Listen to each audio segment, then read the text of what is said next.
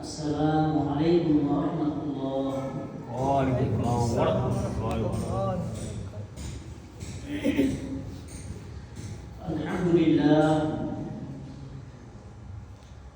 الحمد لله الذي شرفنا على سائر الأمم برسالة من اختصه من بين الأنام بجوامع الكلم وجواهر الحكم، صلى الله تعالى عليه وعلى آله وأصحابه وبارك وسلم. أما بعد، فقد قال الله سبحانه وتعالى في كلامه المجيد وفي فرقانه الحميد: فأعوذ بالله من الشيطان الرجيم، بسم الله الرحمن الرحيم. يا أيها الذين آمنوا كتب عليكم الصيام كما كتب على الذين من قبلكم لعلكم تتقون.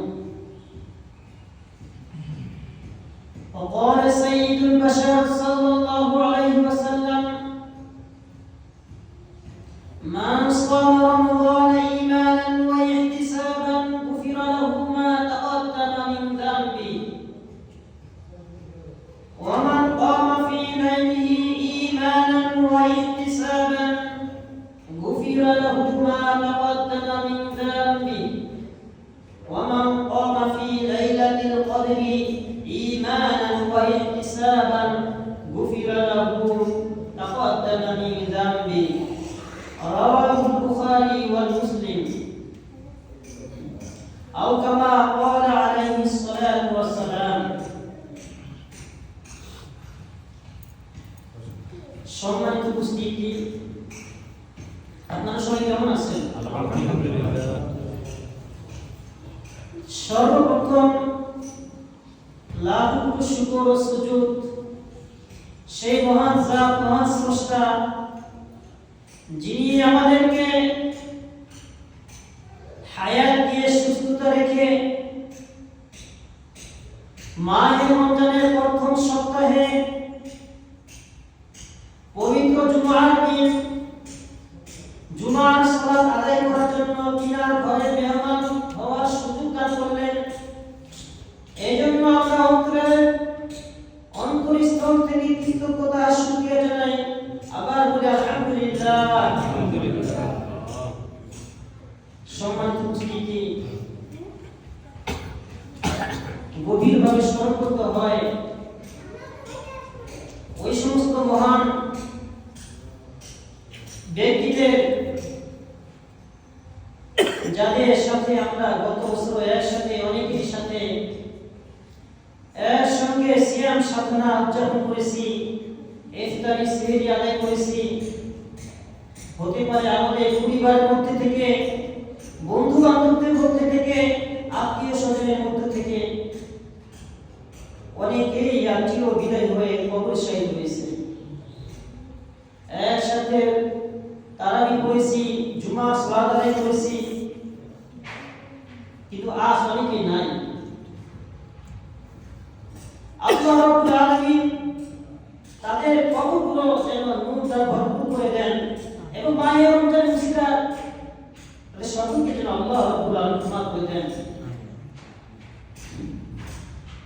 আল্লাহ রাব্বুল আলামিন আমাদেরকে হায়াত দিয়ে এই রমজান পর্যন্ত পৌঁছাইছেন, এজন্য আমাদেরকে এত সুযোগ দান করেছেন। আমাদের এই সুযোগ অবশ্যই গ্রহণ করতে হবে, কাজে লাগাতে হবে। মনে রাখতে হবে, সুযোগ কোন ব্যক্তির উপরে বারবার সুযোগ আসে না।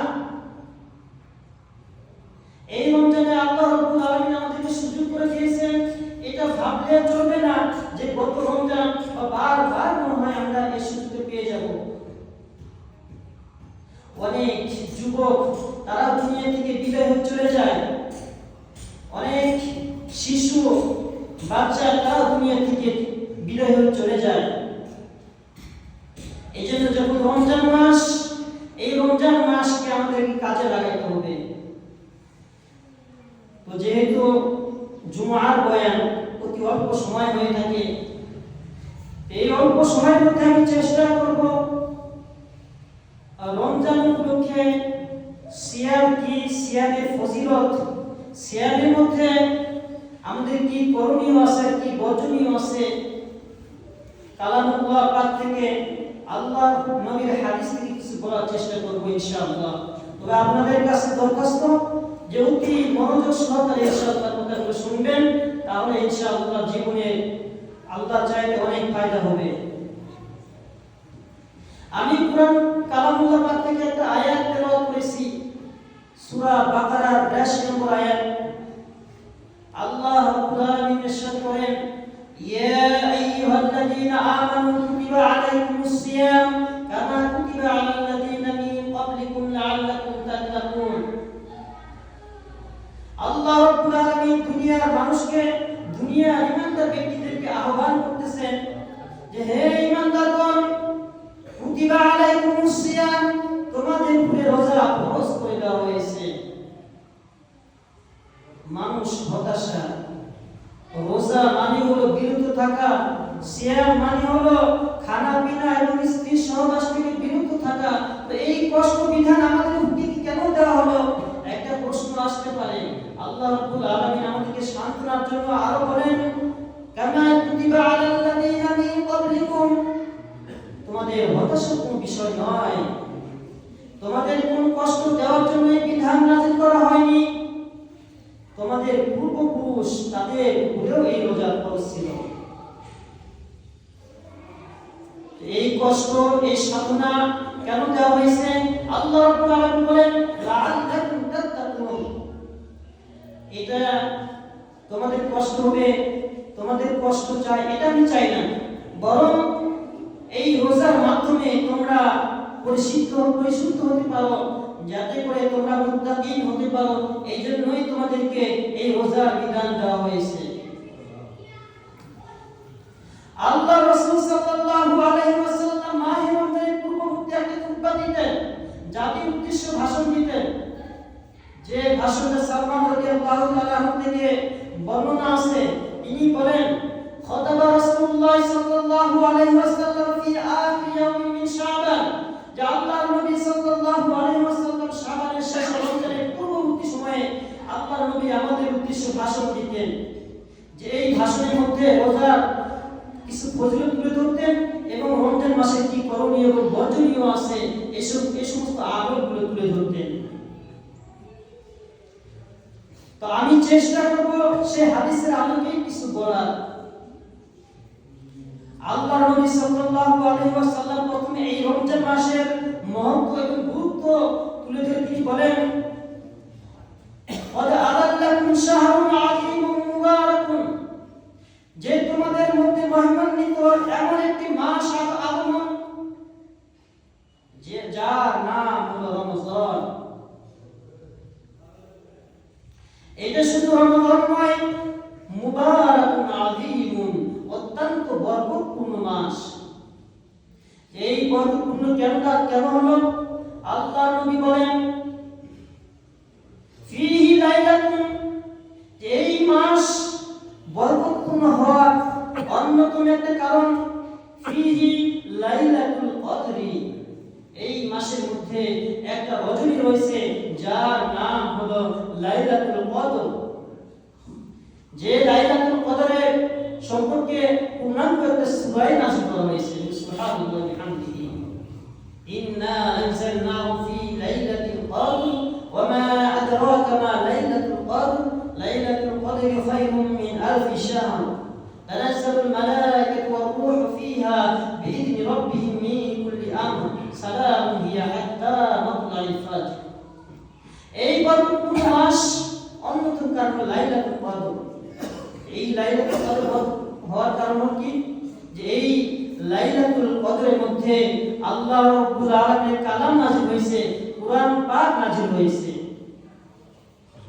এই কারণে এই মাস, এই রাত্রির ফজিলত এবং এই রাত্রির কারণে এই রমজান মাসের ফজিলত।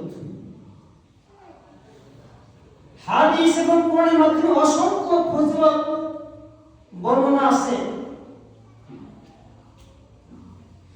অসংখ্য ফজিলত বর্ণনা আছে। যেমন অন্য এক হাদিসে আছে, আল্লাহর নবী সাল্লাল্লাহু আলাইহি ওয়াসাল্লাম ইরশাদ করেন, ইযা জাআ রমাদানা, যখন রমজানের আগমন হয়, ফুতিহাত আবওয়াবুল জান্নাহ, জান্নাতের সমস্ত দরজাগুলো খুলে দেওয়া হয়। ওয়াগুলিকাত আবওয়াবুন নার, শুধু তাই নয়, জাহান্নামের যত দরজা রয়েছে সমস্ত দরজাগুলো বন্ধ করে দেওয়া হয়। ওয়াসুলসিলাতুশ শায়াতিন, এবং শয়তানকে আবদ্ধ করে রাখা হয়। আর আসমান থেকে ঘোষণা আসতে থাকে, ইয়া খায়রাল বাগি, ইয়া খায়রাল বাগি, ইয়া খায়রাল বাগি আকসিদ, হে কল্যাণ প্রার্থনাকারী, হে কল্যাণ অন্বেষণকারী, আকবিল, সামনে চলতে থাকো, কল্যাণ তালাশ করতে থাকো, মঙ্গল তালাশ করতে থাকো, নেক কাজ তালাশ করতে থাকো। ওয়া শাররিল বাগি আকসির, যারা গুনার কাজে সুযোগে সব ব্যবহার করতে চায়, যে কখন একটু গুনার কাজ করা যায় তালাশ করে বেড়ায়, আল্লাহর নবী বলেন ওয়া শাররিল বাগি আকসির, যে হে অকল্যাণ তালাশকারী, তোমরা থেমে যাও। ওয়ালিল্লাহি মুতাকাউ মিনান নার, আর এই রমজান মাসে অসংখ্য জাহান্নামী ব্যক্তিদেরকে আল্লাহ রাব্বুল আলামিন মাফ করে দেন। এজন্য আমরা সবাই নেক কাজ তালাশকারী সবাই হতে চাই তো ইনশাআল্লাহ। সবাই পাপ কাজ ছেড়ে দেই, পারবো তো ইনশাআল্লাহ। আল্লাহর কাছে দোয়া করব, যেহেতু আল্লাহ রাব্বুল আলামিন অসংখ্য বান্দাদেরকে মাফ করে দেন, এজন্য আমরা আল্লাহ রাব্বুল আলামিনের কাছে মাফ চাইবো, যাতে করে এই রমজান মাসে আমরা সকলেই নিষ্পাপ হয়ে চলতে পারি। আল্লাহ রাব্বুল আলামিন তৌফিক দান করুন। এরপর আল্লাহ রাসূল সাল্লাল্লাহু আলাইহি ওয়াসাল্লাম জাতির উদ্দেশ্যে কিছু কর্মসূচি তুলে ধরতেন। এক নম্বর কর্মসূচি তিনি বলেন, তিনি বলেন, জাআলাল্লাহু লাকুম কিয়ামা, জাআলাল্লাহু লাহু সিয়ামা ফরিদাতান, যে এক নম্বর কাজ কি করব রমজান মাসে, যে আমরা রোজা রাখবো। কারণ আল্লাহ রাব্বুল আলামিন এই রমজান মাসে রোজাকে ফরজ করে দিয়েছেন। তো রোজা কে ফরজ করে দিয়েছেন? আল্লাহ রাব্বুল আলামিন ফরজ করে দিয়েছেন। কোন ব্যক্তি যদি রোজাকে অস্বীকার করে, নিঃসন্দেহে সে বেঈমান, সে কাফের। কোন ব্যক্তি যদি রোজা না রাখতে পারে অসুস্থতার কারণে, কোন ব্যক্তি যদি রোজা না রাখতে পারে সফরের কারণে, তাহলে আল্লাহ রাব্বুল আলামিন বলেন, ফামান কানা মিনকুম মারিদান আও আলা সাফারিন ফাইদাতুম মিন আইয়ামিন উখরা। কোন ব্যক্তি যদি অসুস্থতার কারণে রোজা না রাখতে পারে, কোন ব্যক্তি যদি সফরের কারণে রোজা না রাখতে পারে, তাহলে সে যখন সুস্থ হবে, সফর শেষ হয়ে যাবে, তখন সে রোজা রাখবে। এজন্য নিজকে আমরা কোন কারণ ব্যতীত, রাসূল ব্যতীত রোজা ভঙ্গ করব না ইনশাআল্লাহ। পারবো তো ইনশাআল্লাহ। এই রোজা ভঙ্গকারী সম্পর্কে হযরত আব্দুল্লাহ ইবনে ওমর রাদিয়াল্লাহু তাআলা আনহু বলেন, মান ফাত্তারা সাওমান মুতাআম্মিদান মিন রমাদানা বিলা সাফরিন ওয়ালা মারাদিন, যে ব্যক্তি রমজান মাসে ইচ্ছাকৃতভাবে একটা রোজা ভঙ্গ করে, সফর ব্যতীত অথবা অসুস্থতা ব্যতীত, লাম ইয়াকদিহি আবাদান, তাহলে সে কখনো পরবর্তী যদি পূর্ণাঙ্গ বছর, অন্য এক হাদিসে আছে সারা জীবন যদি সে রোজা রাখে, তো তাহলে এই একটা রোজার হক সে আদায় করতে পারবে না। বুখারী শরীফের হাদিস। তাহলে সারা জীবন যদি কেউ চেষ্টা করে একটা রোজা ভঙ্গের কারণে এই রোজা পূর্ণাঙ্গ করব, আল্লাহর নবী বলেন যে না, লাম ইয়াকদিহি আবাদান, কখনো এটা পূর্ণাঙ্গ হবে না, কখনো এর হক আদায় হবে না। এজন্য আমরা ইচ্ছাকৃতভাবে কেউ রোজা ছেড়ে দেওয়ার সাহস করব না, এই দুঃসাহস কেউ আমরা করব না। হযরত রাসূলুল্লাহ সাল্লাল্লাহু আলাইহি ওয়াসাল্লাম বলেন, যে ব্যক্তি রোজা রেখেছে, রোজা শুরু করছিল, রোজা শুরু করার পরে ইচ্ছাকৃতভাবে রোজা ভেঙে দেয়, এই মর্মে ভয়াবহ এক শাস্তির কথা হাদিস উল্লেখ আছে। সহিহ ইবনে খুজাইমা 1986 নম্বর হাদিস তিনি বলেন, قال سمعت رسول الله صلى الله عليه وسلم, হযরত ওমর রাদিয়াল্লাহু তাআলা বলেন যে আমি আল্লাহর নবীর কাছ থেকে আমি শুনিয়েছি, বাইনামা আনা নাইমুন, আল্লাহর নবী বলেন যে আমি একবার এক সময় ঘুমোচ্ছিলাম, বাইনামা আনা নাইমুন আতায়ানি রাজুলানি, দুইজন ফেরেশতা আমার কাছে আসলো, ফাআযা বি দাবি, ওই দুইজন ফেরেশতা তারা আমার এই বাহু ধরল, ফাআতায়া বি জাবালান ওয়ালা, তিনি বলেন বাহুটায় ধরে আমাকে এক পাহাড়ে নিয়ে চলল, এরপর তারা বলল ফাকালা ইসআদ, ও আল্লাহর নবী আপনি এই দুর্গম পাহাড়ে আপনি আরোহণ করেন। আল্লাহর নবী বললেন ইন্নী লা উতিকুহু, আমার তো সেই শক্তি নাই, কেন উঠবো? ফেরেশতারা বললেন সামসাহিদু লাক, ও আল্লাহর নবী আপনার জন্য আমি সহজ করে দিচ্ছি, আপনাকে সাপোর্ট দিচ্ছি। আল্লাহর নবীকে সাপোর্ট দিয়ে ওই পাহাড়ে আল্লাহর নবী উঠলেন, ফাসাইতু, আল্লাহর নবী বলেন ওই পাহাড়ে উঠলাম, ফাইদা বি আসওয়াতিন শাদীদাতিন, ওই পাহাড়ে সমুদ্র জায়গায় গিয়ে দেখলাম যে একটা ভয়াবহ একটা শব্দ, একটা আওয়াজ আসতেছে, ভয়াবহ একটা আওয়াজ আসতেছে।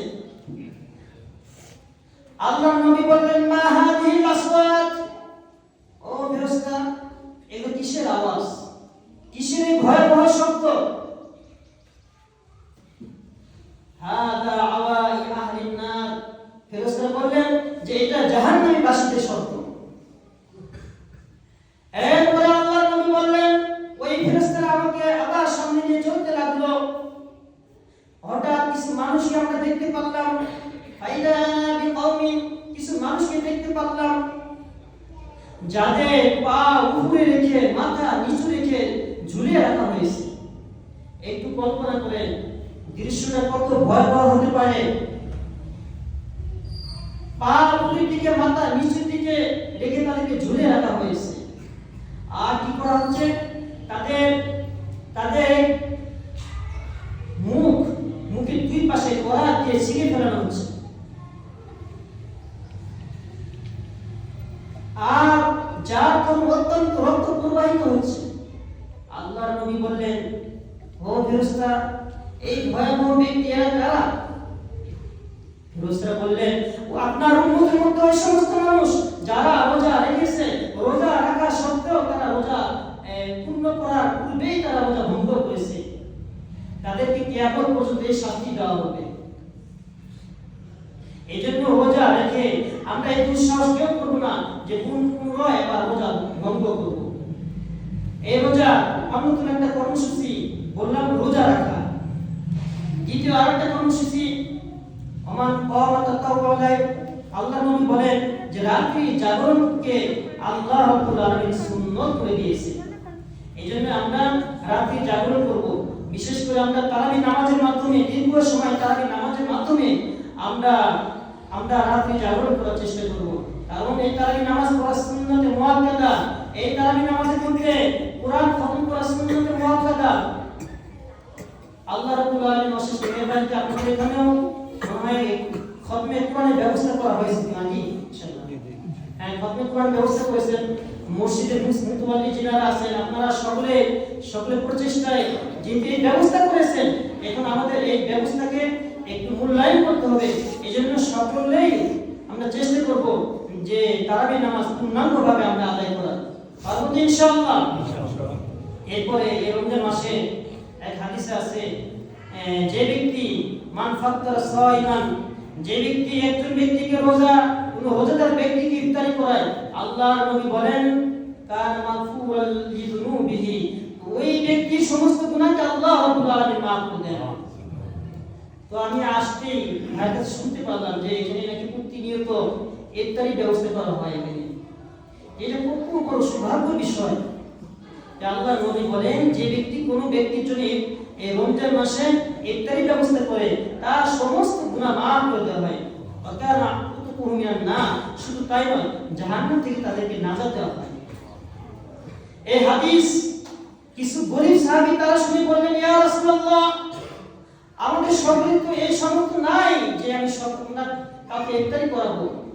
আল্লাহর নবী বললেন, কোন ব্যক্তি যে এক ঢোক পানি পান করায়, এক ঢোক দুধ পান করায়, অথবা একটা খেজুর দ্বারা ইফতারি করায়, তো ওই ব্যক্তিও এই সবের অধিকারী হবে। তো আমরা নিজের ইফতার করব, অন্যদেরকে ইফতার করাবো তো ইনশাআল্লাহ।